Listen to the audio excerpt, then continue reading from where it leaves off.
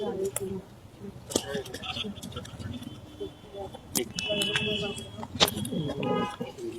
नहीं आ रहा।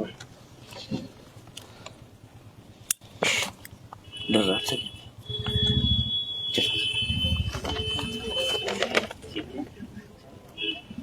चलो जी शुरू। सभी लोगों को नमस्कार। मैं डीएफओ रोडू एन रविशंकर आप सभी को ऑनलाइन माध्यम से और प्रिंट माध्यम से इंटीमेट करना चाहता हूं कि रोडू वन मंडल की तरफ से हम आज एक ऑपरेशन किया था जिसका नाम हम ऑपरेशन क्लोइंग बैक रखा है।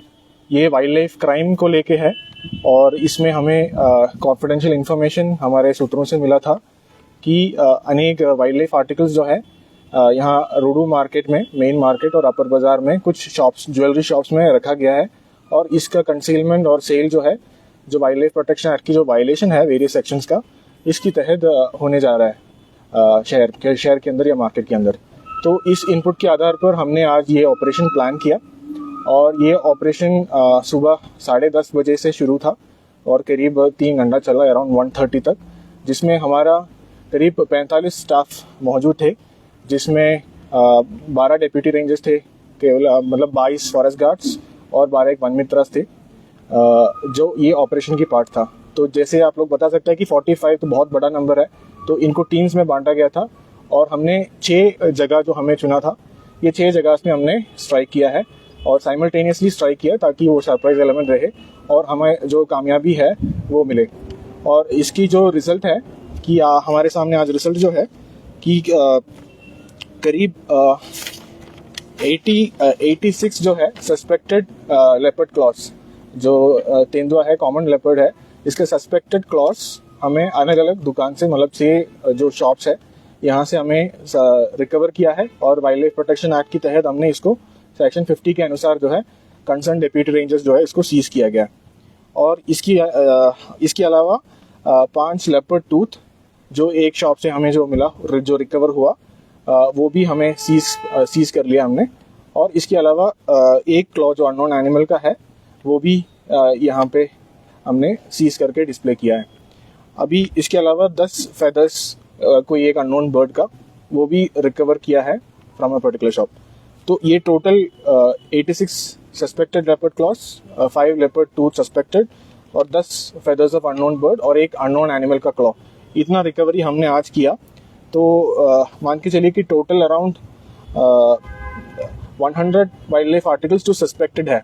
अब इसका जो डिटेल्ड जांच है, जो फॉरेंसिक एनालिसिस है, ये wild life institute of India and other wild life forensic laboratories जो है उनसे कोऑर्डिनेशन में किया जाएगा और उसमें ये सामने आएगा कि ये एग्जैक्टली कौन सा जानवर का है, कौन सा एज है, या इसमें कोई फेक वाइल्ड लाइफ आर्टिकल भी है, वो उसका जांच अलग से हम डिटेल्ड इन्वेस्टिगेशन और डिटेल सैंपल के लिए हम भेजा जाएगा। अब इसके अलावा इसकी कनेक्शन में जो वहाँ पे मौजूद थे या ऑनर्स, मोस्टली हमने ऑनर्स को ही इसमें गिरफ्तार किया है वाइल्ड लाइफ प्रोटेक्शन एक्ट के अनुसार, और इनको अभी थोड़ी देर में मजिस्ट्रेट के सामने पेश किया जाएगा। मेडिकल एग्जामिनेशन भी ऑलमोस्ट ऑल एक्यूज्ड का हो चुका है और आफ्टर दैट हम इसमें रिमांड के लिए रिक्वेस्ट करेंगे।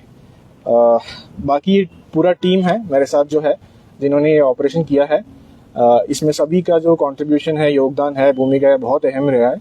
स्पेशली जो हमारा सीनियर डेप्यूटी रेंजर्स है जो टीम को लीड कर रहा है, उनका कंट्रीब्यूशन बहुत अच्छा रहा है। और खासकर जो वन मित्रास का भी इन्वॉल्वमेंट, क्योंकि पहले टाइम वो इस तरह की एक ऑपरेशन कर रहा है या सर्च ऑपरेशन कर रहा है, तो सभी जो एक टीम वर्क की मतलब सफलता है जो अब आज हमें मिले हैं।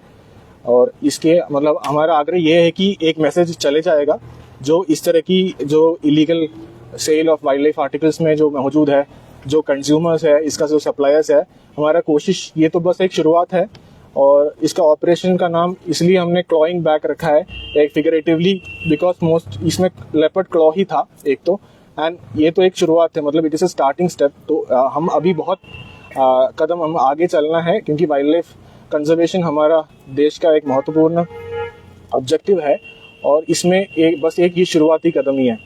और मैं सभी स्टाफ को मतलब अप्रिशिएट करना चाहूँगा उनको अपने एफर्ट्स के लिए, क्योंकि बहुत ही चैलेंजिंग ऑपरेशन था ये और ये टारगेटेड था, बहुत ही शॉर्ट समय में करना था और बहुत ही क्राउडेड एरिया में करना था।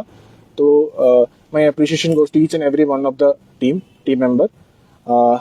इसके अलावा बाकी जो इसका वायलेटेड सेक्शंस जो है वाइल्ड लाइफ प्रोटेक्शन एक्ट का section 42A, section 44 and section 49B जो प्रोहिबिट करता है trading and supply of illegal wild life articles, तो इसके अनुसार अभी कार्रवाई चलेंगे। तो बस यही है। तो सर इसमें कितने लोगों की गिरफ्तारी अभी जो आप बात कर रहे थे मजिस्ट्रेट के सामने पेश करना, कितने लोगों को? अभी 6 जगह हमने किया था, 6 शॉप्स में, 3 अपर बाजार में, 3 लोअर, मतलब 3 मेन मार्केट में, ज्वेलरी की शॉप, सारे ज्वेलरी की शॉप्स थे, जिसमें ये मतलब ये जो आइटम्स है illegal acquired wild life articles या सस्पेक्टेड टू बी सो, उसका सेल मतलब सेल के लिए उन्होंने रखा था।